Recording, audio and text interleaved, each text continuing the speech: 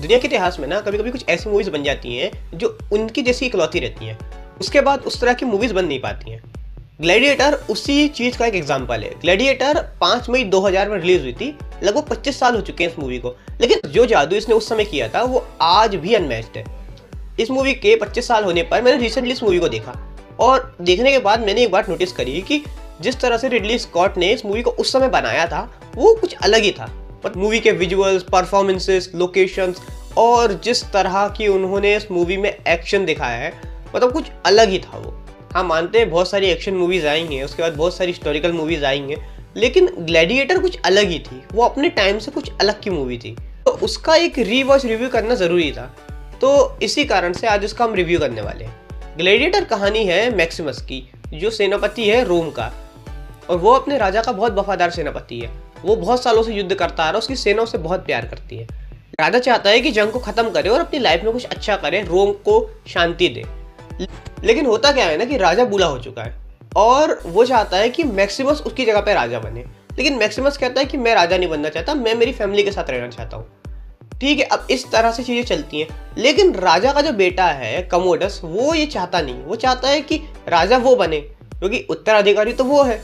तो किस तरह से राजा मैक्सिमस को राजा बना सकता, इस बात से तंग आके कोमोडस राजा को मरवाता है और मैक्सिमस को भी लगभग मरने की हालत में छोड़ देता है। साथ साथ उसकी पूरी फैमिली को भी मरवा देता है और खुद वो रोम का राजा बन जाता है। अब पर होता क्या है ना, कोमोडस राजा तो बन चुका, लेकिन उसको कोई पसंद नहीं करता। कोमोडस एक तानाशाह के रूप में काम करता है।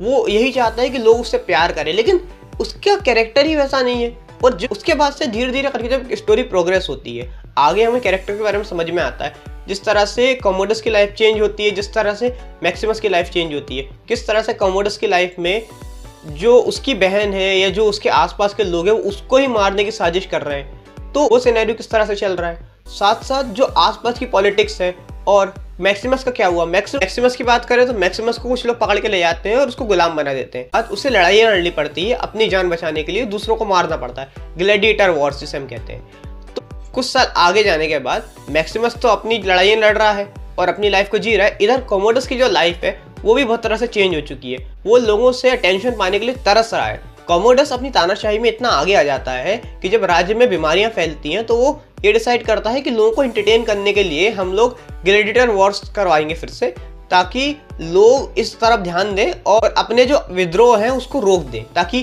किस तरह की प्रॉब्लम्स उसको ना आए। तो इस तरह से वो अपनी प्रॉब्लम को हटाने के लिए ये चीज़ यूज़ करता है। क्या है ना, कोमोडस फिर लड़ाइयों को शुरू कराता है और कोमोडस और जो मैक्सिमस है वो फिर एक दूसरे के आमने सामने आते हैं। अब उसके बाद आगे स्टोरी में क्या होता है उसके लिए आपको इस मूवी को देखना पड़ेगा। अब इसके बाद क्या होता है वो आपको मूवी में देखना पड़ेगा। लेकिन मैं आपको एक बात बताऊं, इस मूवी को देखने के बाद एक दिमाग में थॉट आता है कि मूवी को बनाते टाइम जिस तरह की डिटेलिंग उन्होंने यूज़ करी है, खास तौर पे जिस तरह के कैमरा वर्क्स यूज़ करे हैं, जिस तरह की स्टोरी यूज़ करी है, जिस तरह का ड्रामा, इसमें हर एक पॉइंट के बाद हमें लगता है कि कुछ नया होने वाला है, कुछ इंटरेस्टिंग होने वाला है। क्योंकि सबसे बड़ी बात तो मूवी की स्टोरी बहुत कसी हुई है।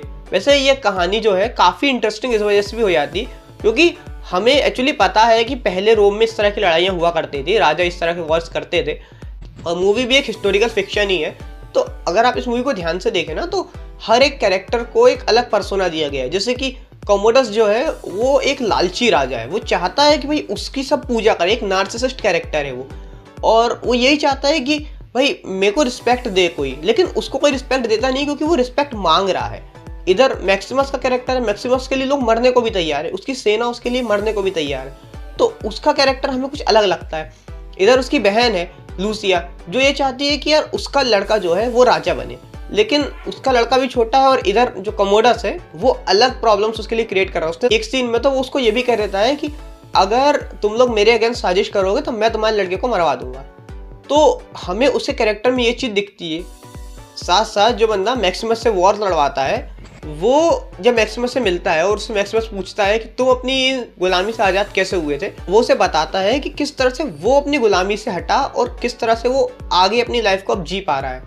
ये जो स्टोरी है ना, ये काफ़ी ज़्यादा इंगेजिंग है।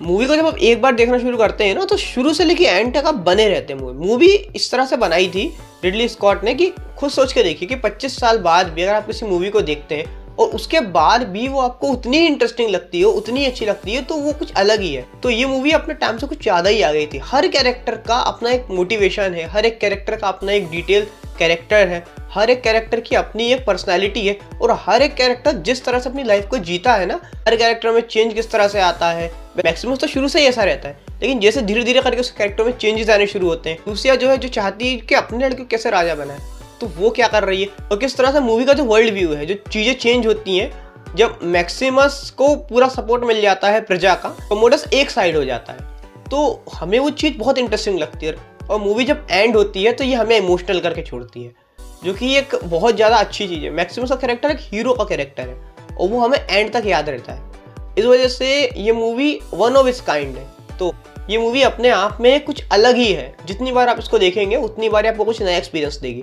तो ये था आज के इस वीडियो में। अगर वीडियो आपको पसंद आया तो वीडियो को लाइक कीजिएगा, शेयर कीजिए, सब्सक्राइब कीजिए, और अपने एक्सपीरियंस बताइए, ताकि आगे भी हम इस तरह की वीडियोस बनाते रहें। तब तक अपना ध्यान रखिए और खुश रहिए।